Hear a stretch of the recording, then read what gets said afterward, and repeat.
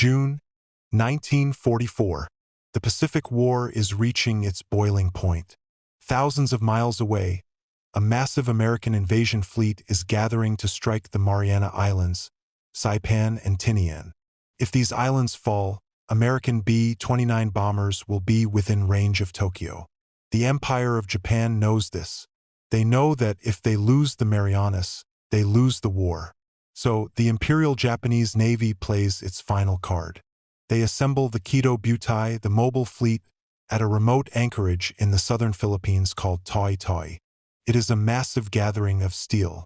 Battleships, aircraft carriers, and cruisers, all packed into a single bay, waiting for the order to sortie and crush the American invasion.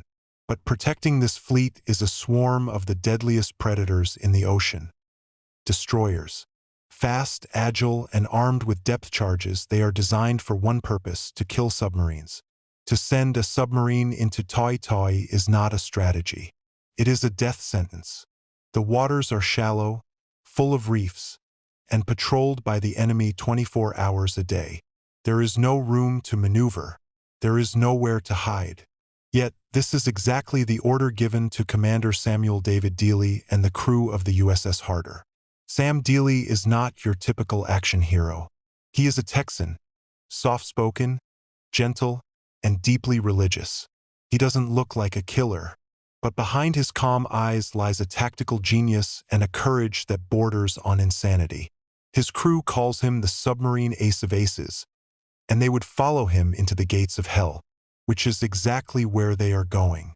The mission is simple but terrifying. Go to Tawi Tawi. Watch the Japanese fleet. Report their movements, and if possible, disrupt them. As the Harder slips through the dark waters of the Submarine Passage, the tension inside the boat is suffocating. The air is hot and stale, smelling of diesel oil and sweat. The sonar operator is the busiest man on the ship. Ping, ping, ping. The ocean around them is alive with the sound of enemy propellers. On the night of June 6th, the Harder arrives at the edge of the Tawi Tawi anchorage. Through the periscope, Dealey sees a sight that would make most captains turn around and run. The horizon is a forest of masts. The entire strength of the Japanese Navy is right there. But the biggest problem isn't the battleships. It is the moon. It is a bright, clear night. The moon reflects off the calm water like a spotlight. For a submarine trying to stay invisible, this is a nightmare. A periscope creates a feather, a wake in the water that can be seen for miles under this light. Dealey knows the doctrine. Stay deep. Stay quiet. Avoid destroyers at all costs. In the rock, paper, scissors of naval warfare, the destroyer always beats the submarine. But Sam Dealey has decided to rewrite the rulebook. He isn't here to hide. He isn't here just to watch. He looks through the periscope and sees the silhouette of a Japanese destroyer patrolling the perimeter. It is the Minazuki. Most commanders would dive. They would evade. Dealey turns to his executive officer, Frank Lynch, and gives an order that sends a chill through the control room. Battle stations. Torpedoes. He isn't running away from the destroyer. He is turning the USS Harder toward it. He is going to do the one thing a submarine is never supposed to do. He is going to pick a fight with a destroyer in its own backyard. The crew tightens their grip on the controls. The silence is broken only by the hum of the electric motors. They are entering the dragon's mouth, and they have no idea that over the next 4 days, they are about to become the most terrifying legend in the Pacific. The hunt has begun, but this time the mouse is hunting the cat. Here is the narrative text for Chapter 2, written in a high-tension, visceral documentary style suitable for a voiceover. Chapter 2, Down the Throat, a New Kind of Warfare, 10 to 2000 hours. Narrator, June 6, 1944, the Submarine Passage. The moon is high and bright, a traitor's moon, as the submariners call it. It lights up the ocean surface like a stage. For a submarine trying to remain undetected, it is the worst possible condition. Commander Sam Dealey stands at the periscope of the USS Harder. His hands grip the steel handles. He is watching a shadow move across the moonlight. It is the Imperial Japanese destroyer Minazuki. The destroyer is hunting. Its lookouts are scanning the water, looking for the telltale white foam of a periscope. Suddenly, they see it. On the bridge of the Minazuki, the alarm screams. The Japanese captain spots the Harder. He does exactly what a destroyer captain is trained to do. He orders full speed ahead and turns his ship directly toward the submarine. The Minazuki accelerates. White water froths at its bow. It becomes a battering ram of steel, rushing in at 30 knots to crush the American sub or blast it apart with depth charges. In 1944, standard U.S. Navy doctrine for this situation was clear. Dive. Dive deep, run silent, and pray you survive the barrage. A submarine does not fight a charging destroyer. The geometry is all wrong. To hit a ship with a torpedo, you want a broadside shot, hitting the long side of the ship. But when a destroyer charges you, it presents its narrowest profile. You are trying to hit a knife edge moving at highway speeds. If you miss, you die. But Sam Dealey doesn't drop the periscope. He doesn't order a crash dive. In the control room, the crew watches their commander. Dealey is calm. He speaks quietly. "Angle on the bow 0, he says. The crew freezes. They know what that means. The enemy is coming straight for them, and Dealey is keeping the ship level. He is attempting a maneuver that is whispered about in the bars at Pearl Harbor but rarely attempted. A down-the-throat shot. He is going to fire a torpedo directly into the nose of the oncoming ship. The distance closes. 2,000 yards. 1,500 yards. The Minazuki is growing larger in the lens. It is a terrifying sight. A mountain of gray steel rushing to kill them. The sound of its propellers is now audible through the hull. A rhythmic thrumming that gets louder by the second. "Stand by forward tubes," Dealey orders. 1,200 yards. If Dealey fires too early, the destroyer might have time to turn and dodge. If he fires too late, the torpedo won't have time to arm itself before impact. He has to wait until the last possible second. He has to play a game of chicken with death. 1,000 yards. Point-blank range. "Fire 1, Dealey says softly. "Fire 2. Fire 3. The USS Harder shudders as the compressed air kicks the torpedoes out of the tubes. "Down scope. Take her deep." As the submarine begins to tilt downward, the crew counts the seconds. 1, 20. The sonar operator hears the torpedoes running true. The destroyer crew sees the white trails in the water, but it is too late. They are moving too fast to turn. They have run directly into the trap. Boom! A massive explosion rips through the night. The first torpedo hits the Minazuki squarely in the boiler room. The detonation is catastrophic. The destroyer's magazine ignites. A fireball erupts into the sky, turning the night into day.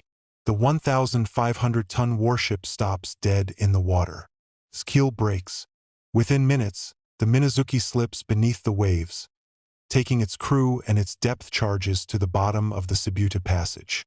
Inside the Harder, the explosion rocks the boat. The crew looks at each other. They are alive.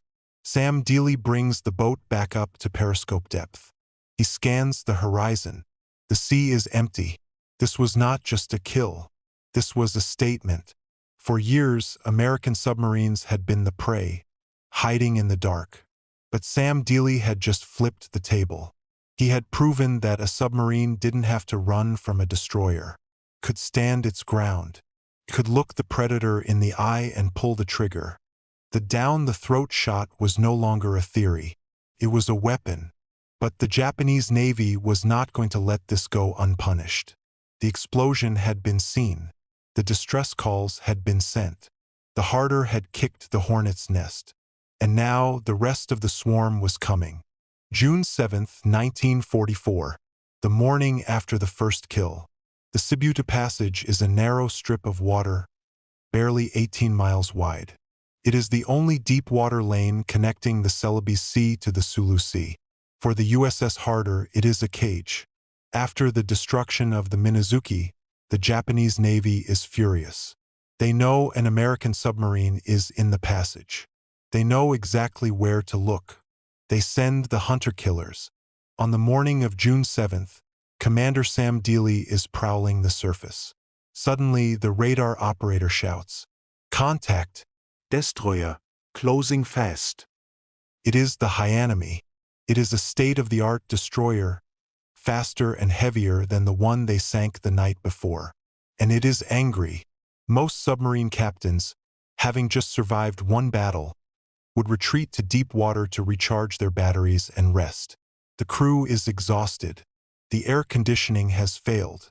The temperature inside the steel hull is hovering around 100 degrees. The men are dripping with sweat, shirtless, sliding on the oily decks. But Sam Dealey doesn't retreat. He turns the boat around. The Hyanami spots them. Just like the night before, the destroyer turns its bow toward the sub and accelerates to 30 knots. It is a replay of the nightmare. But Dealey has found his rhythm. He is no longer guessing. He knows the timing perfectly. He waits. 1,000 yards. 800 yards. 600 yards. Fire 1. Fire 2. Fire 3. The range is so short that the torpedoes barely have time to arm. The first torpedo smashes into the Hyanami amidships. The explosion breaks the destroyer's back instantly. It sinks in less than 2 minutes. 2 days. 2 destroyers. But the Harder has no time to celebrate. The ocean is becoming crowded. June 8th. The Japanese are now swarming the area. They believe they are hunting a Wolfpack, a group of submarines working together. They cannot conceive that this devastation is the work of a single boat. Dealey spots 2 more destroyers. He engages. He fires. He dives. The depth charges begin to rain down. Wham! Wham! Wham! The hull of the Harder flexes and groans. Light bulbs shatter. Cork insulation rains down from the ceiling. The men hold their breath, eyes fixed on the ceiling, waiting for the one hit that will crack the pressure hull like an egg. But Dealey is calm. He navigates the chaos like a conductor. He surfaces, recharges, and hunts again. Then comes June 9th, the climax of the massacre. The Harder is patrolling near Tawi Tawi. Dealey spots 2 jagged shapes on the horizon. It is the destroyer Tanakaze and another escort. They are zigzagging, searching for the killer. Dealey decides to do the unthinkable. He doesn't wait to be found. He surfaces right in front of them. It is a taunt, a challenge. The Tanakaze sees the sub and charges. This is the 3rd time in 4 days. By now, the crew of the Harder operates with machine-like precision. Angle on the bow 0. The Tanakaze rushes in. Dealey fires his down-the-throat spread. But this time, there is a complication. Another destroyer is rushing in from the flank. Dealey has to dive immediately after firing. Take her down. All ahead full. The Harder plunges. Seconds later, a deafening explosion rocks the water. The Tanakaze has been hit. But almost simultaneously, the depth charges from the second destroyer explode around the submarine. It is a cacophony of destruction. Above, a Japanese warship is disintegrating. Below, the American submarine is being hammered by shockwaves. Dealey checks the sonar. Sound report. Breaking up noises, Captain. We got him. The Tanakaze, a veteran of the Battle of Midway, is gone. In the span of 4 days, Sam Dealey and the USS Harder have engaged 5 destroyers. They have sunk 3 confirmed and heavily damaged 2 others. They have emptied their forward torpedo tubes. They have emptied their aft tubes. They are running on fumes and adrenaline. The Sibuta Passage, once a secure highway for the Imperial Japanese Navy, has been turned into a graveyard. But the physical destruction of the ships is only half the story. What Sam Dealey has done to the mind of the Japanese High Command is far more devastating. He hasn't just sunk ships. He has planted a seed of terror that is about to bloom into a strategic disaster. June 10, 1944. Tawi Tawi, anchorage. Vice Admiral Jisaburo Ozawa stands on the bridge of his flagship, the mighty armored aircraft carrier Taiho. He is the commander of the mobile fleet, the pride of the Imperial Japanese Navy. He commands 9 aircraft carriers, 5 battleships, and hundreds of support vessels. It is the greatest concentration of naval power Japan has left. But Admiral Ozawa is a worried man. He looks out at the entrance of the bay. He sees the smoke rising from the horizon. He reads the frantic radio reports coming in from his destroyer captains. Minazuki sunk. Hyanami sunk. Tanaka's sunk. In just 4 days, the destroyers tasked with protecting his fleet have been picked off one by one. The reports claim the waters outside the harbor are infested with American submarines. The Japanese intelligence officers are convinced that a massive Wolfpack, perhaps a dozen American boats, has surrounded Tawi Tawi. They are wrong. There is no Wolfpack.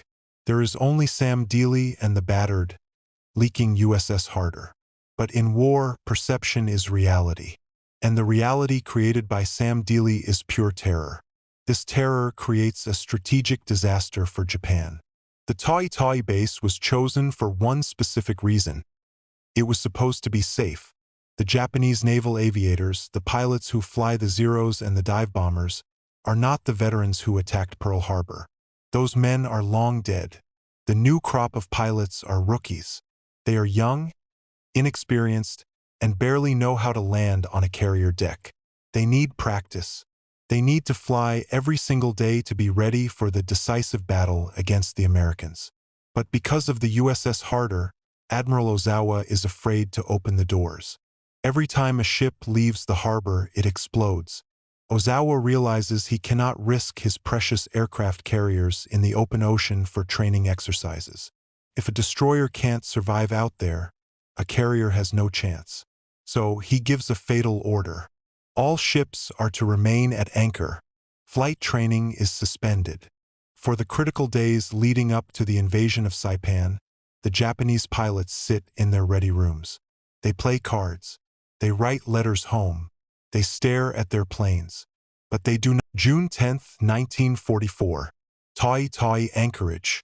Vice Admiral Jisaburo Ozawa stands on the bridge of his flagship, the mighty armored aircraft carrier Taiho. He is the commander of the mobile fleet, the pride of the Imperial Japanese Navy. He commands 9 aircraft carriers, 5 battleships, and hundreds of support vessels. It is the greatest concentration of naval power Japan has left. But Admiral Ozawa is a worried man. He looks out at the entrance of the bay. He sees the smoke rising from the horizon. He reads the frantic radio reports coming in from his destroyer captains. Minazuki sunk. Hyanami sunk. Tanaka's sunk. In just 4 days, the destroyers tasked with protecting his fleet have been picked off one by one. The reports claim the waters outside the harbor are infested with American submarines. The Japanese intelligence officers are convinced that a massive Wolfpack, perhaps a dozen American boats, has surrounded Tawi Tawi. They are wrong. There is no Wolfpack. There is only Sam Dealey and the battered, leaking USS Harder. But in war, perception is reality. And the reality created by Sam Dealey is pure terror. This terror creates a strategic disaster for Japan. The Tawi Tawi base was chosen for one specific reason. It was supposed to be safe. The Japanese naval aviators, the pilots who fly the Zeros and the dive bombers, are not the veterans who attacked Pearl Harbor. Those men are long dead. The new crop of pilots are rookies. They are young, inexperienced, and barely know how to land on a carrier deck. They need practice. They need to fly every single day to be ready for the decisive battle against the Americans. But because of the USS Harder, Admiral Ozawa, July 1944. Fremantle, Australia. When the USS Harder glides into the harbor, it does not look like a conqueror. The paint is stripped from the hull. The deck is stained with rust and salt. The crew, lining the rails, look like ghosts. Gaunt, bearded. Their eyes hollowed out by adrenaline and exhaustion. But on the pier, the world is waiting for them. Admirals, generals, and fellow sailors cheer. They are greeted as rock stars. General Douglas MacArthur himself sends a message of congratulations. They are the toast of the fleet, the destroyer killers. Commander Sam Dealey is a national hero. He is recommended for the Medal of Honor. His fifth patrol is cited as the most brilliant single patrol of the war. But in the quiet moments, away from the reporters and the backslapping, Sam Dealey is a man carrying a heavy burden. The war has aged him. His hands shake slightly. The stress of the down-the-throat shots has carved lines into his face. Admiral Ralph Christie, the commander of submarines in Australia, sees this. He makes Dealey an offer. He tells him he has done enough. He offers him a desk job, a safe passage home to his wife and children in Texas. "You don't have to go back out there, Sam," Christie tells him. Dealey thinks about it. He thinks about home. But then he looks at his crew. He looks at the men who trusted him when a destroyer was barreling down on them at 30 knots. He feels he cannot abandon them to a new, inexperienced skipper. "I need to take her out one last time," Dealey says. "Just one more patrol." It is a decision that seals his fate. August 1944. The USS Harder departs for its sixth war patrol. This time they are not alone. They are leading a Wolfpack, along with the submarines USS Harder and USS Harder. Their hunting ground, the coast of the Philippines. On the morning of August 24th, off Daesal Bay, the Harder encounters two Japanese vessels. They are Kaiboken coastal defense ships. They are smaller than destroyers, but they are scrappy, maneuverable, and heavily armed with depth charges. True to his nature, Sam Dealey attacks. But the Japanese have learned. They are no longer falling for the old tricks. As Dealey maneuvers for a shot, the Japanese ship CD-22 turns sharply. It acquires a solid sonar contact on the American submarine.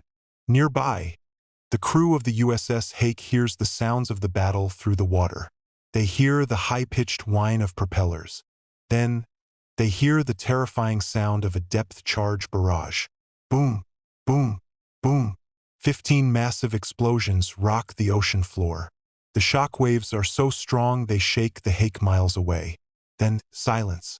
The Harder waits. They listen for the familiar sound of the Harder screws. They listen for the sound of compressed air blowing ballast tanks. They listen for a tapping on the hull. But the ocean is empty. Samuel Dealey, the man who mastered the art of killing destroyers, has been claimed by the sea. The USS Harder was declared overdue, presumed lost. In the language of the submarine service, she is not gone. She is simply on eternal patrol. Sam Dealey was posthumously awarded the Medal of Honor. His citation reads, "For conspicuous gallantry and intrepidity at the risk of his life above and beyond the call of duty." But his legacy is not just a medal. It is a doctrine. Before Sam Dealey, submarines were passive observers. After Sam Dealey, they were apex predators. He taught the U.S. Navy that the best defense is an overwhelming offense. Somewhere deep off the coast of Luzon, the USS Harder still rests. Inside her steel hull are 79 men and their captain. They remain there, silent guardians of the deep, forever young, forever together. The war ended 70 years ago. But for the Harder, the patrol never ends.